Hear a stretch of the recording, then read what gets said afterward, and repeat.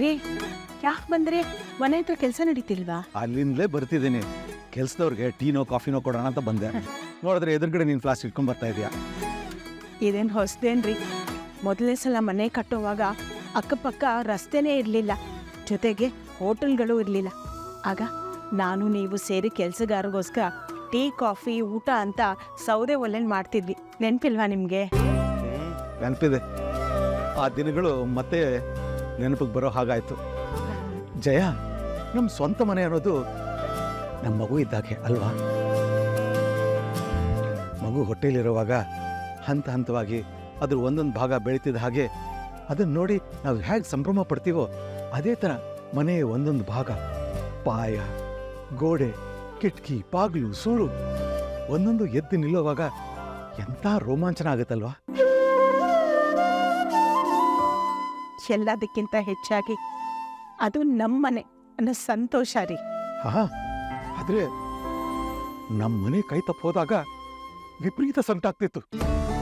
ಜಯ, ಈ ವಯಸ್ಸಾದ ಕಾಲದಲ್ಲಿ ಸ್ವಂತ ಮನೆಯನ್ನು ಕಳ್ಕೊಂಡು ಬಾಡಿಗೆ ಮನೆಯಲ್ಲೋ ಅಥವಾ ಇನ್ನೊಬ್ಬರ ಆಶ್ರಯದಲ್ಲಿ ಬದುಕೋ ದುರ್ಪರಿಸ್ಥಿತಿ ಬಂತಲ್ಲಪ್ಪ ಭಗವಂತ ಅಂತ ತುಂಬಾ ನೋವಾಗ್ತಿತ್ತು.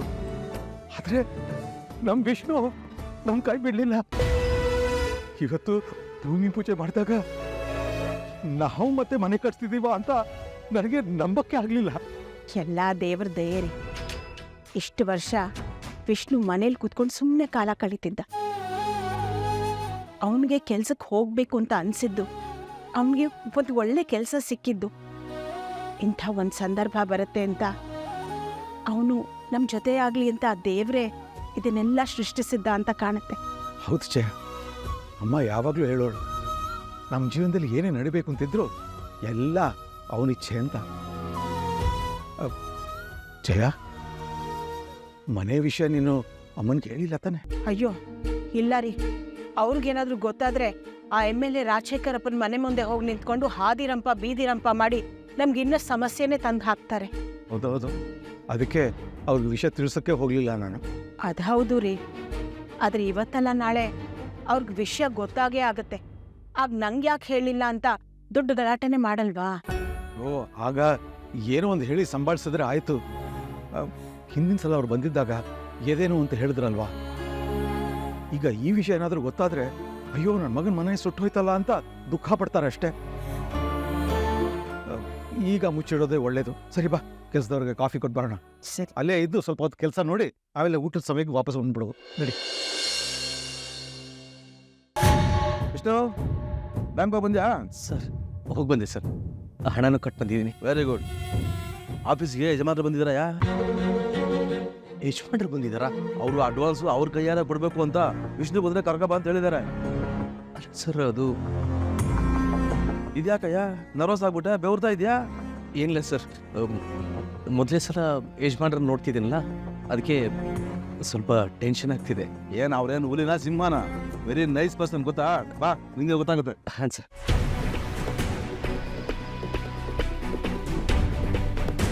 Coming sir. Yes, come in.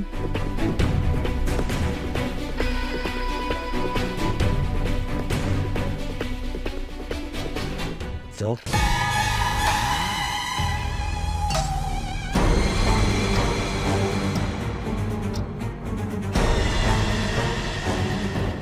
Loki, ನೀವು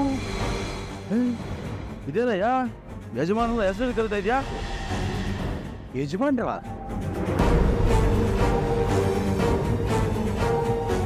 ಓ, ವಿಷ್ಣು ಅಂದ್ರೆ ಯಾರೋ ಅನ್ಕೊಂಡಿದ್ದು, ಇವನೇ. ಸರ್, ಇವ್ ನಿಮ್ಗೆ ಗೊತ್ತಾ? ಅಯ್ಯೋ, ಅದೊಂದು ದೊಡ್ಡ ಕತೆ ಬಿಡಿ. ಇವನು ಅಂತ ಗೊತ್ತಾಗಿದ್ರೆ ನಾನು ಕೆಲಸನೇ ಕೊಡ್ತಾ ಇರಲಿಲ್ಲ.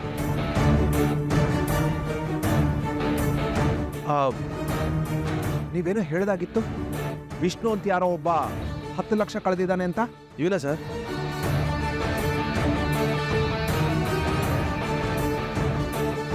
ಕಾಸಿಗೋಸ್ಕರ ಏನ್ ಬೇಕಾದ್ರೂ ಮಾಡೋ ಫ್ಯಾಮಿಲಿ ರೀ ಇವ್ರದು. ಇವನು ದುಡ್ಡನ್ನ ಕಳೆದಿಲ್ಲ, ಕದ್ದಿದ್ದಾನೆ. ಇಲ್ಲ ಲೋಕಿ ಸರ್, ನಾನು ಕದ್ದಿಲ್ಲ. ಅದು ಬ್ಯಾಂಕಿಗೆ ಹೋದಾಗ. ನಿನ್ನ ಕತೆ ಎಲ್ಲ ನಾನು ಕೇಳಲ್ಲ. ಮ್ಯಾನೇಜರ್, ಪೊಲೀಸ್ನವ್ರಿಗೆ ಫೋನ್ ಮಾಡ್ರಿ, ಕಂಪ್ಲೇಂಟ್ ಕೊಟ್ಟು ಒಳಗೆ ಹಾಕ್ಸಿ ಅವನ್ನ. ಸರಿ ಸರ್. ಸರ್ ದಯವಿಟ್ಟು ಪೊಲೀಸ್ ಕಂಪ್ಲೇಂಟ್ ಅಂತ ಹೇಳ್ಬೇಡಿ ಸರ್. ನಮ್ಮ ಪ್ರಾಣಿಗೂ ನನ್ನ ದುಡ್ಡು ಕದ್ದಿಲ್ಲ ಸರ್. ನಿಮಗೆ ಗೊತ್ತಲ್ವಾ ನಮ್ದು ಎಂಥ ಸಭ್ಯ ಕುಟುಂಬ ಅಂತ.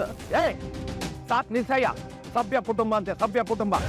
10 ಲಕ್ಷನ ನುಂಗಿ ನೀರು ಕುಡ್ದು ಸಭ್ಯ ಅಂತಾರ ನಾಟಕ ಆಡ್ತಾ ಇದೆಯಾ? ಸರ್ ನನ್ನ ನಂಬಿ ಸರ್ ಪ್ಲೀಸ್.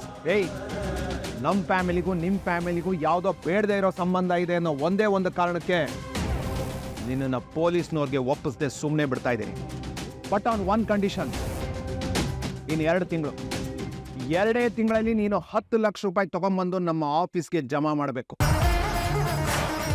ಇಲ್ಲ ಅಂದ್ರೆ ನೀನು ಜೈಲಿಗೆ ಹೋಗೋದನ್ನು ತಪ್ಪಿಸೋದಕ್ಕೆ ಯಾರಿಂದನೂ ಸಾಧ್ಯ ಇಲ್ಲ. Got it? ಸರ್ 10 ಲಕ್ಷ ನಾನು ಹೇಗೆ ತಂದು ಕೊಡಲಿ ಸರ್? ಈವರೆಗೆ ನಾನು ಕತ್ತಿಲ್ಲ ಸರ್. ಏಯ್, ಇವನನ್ನ ಕೆಲಸದಿಂದ ಬಿಡಿಸಿ ಆಫೀಸಿಂದ ಒದ್ದು ಹೊರಗಾಕಿ. ಇವನಿಂದ 10 ಲಕ್ಷ ರೂಪಾಯಿನ ವಸೂಲಿ ಮಾಡೋ ಜವಾಬ್ದಾರಿ ನಿಮ್ಮದು. ಸರಿ ಸರ್. ಏಯ್ ಕೈಯ ಸರ್. ಸರ್ ನನ್ನ ಕಣ ಅಲ್ಲ ಸರ್, ಕಣ ಅಲ್ಲ. ನೀನು ಕಳ್ಳ ಅಲ್ಲ. ಅದೇವಾ ಅದೇವಾ sir sir sir sir sir sir please sir.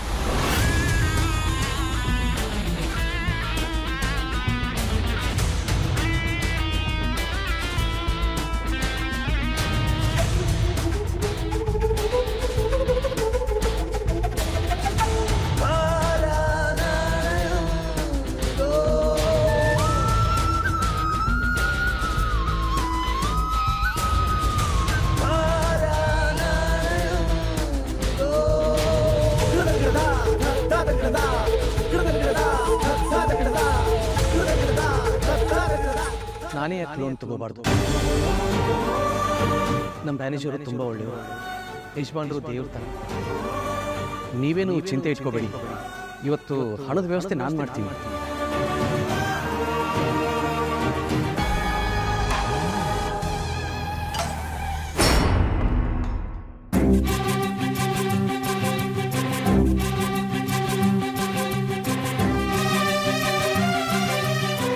ಬರ್ತಾ ಬರ್ತಾ ತರಕಾರಿ ರೇಟು ಗಗನಕ್ಕೆ ಮುಟ್ತಾ ಇದೆ.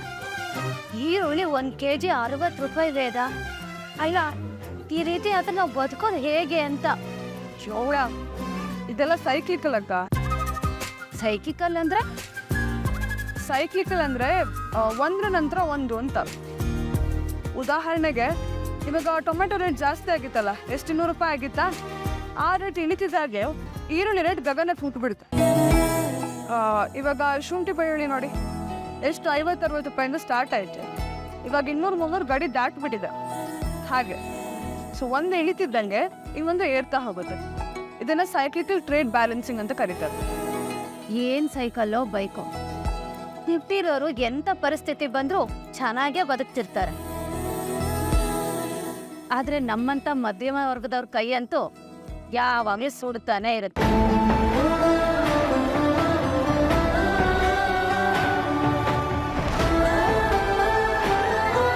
ಅಮ್ಮ ಬನ್ನಿ, ಇದೆಲ್ಲ ಎಷ್ಟಾಯ್ತು ನೋಡಿ.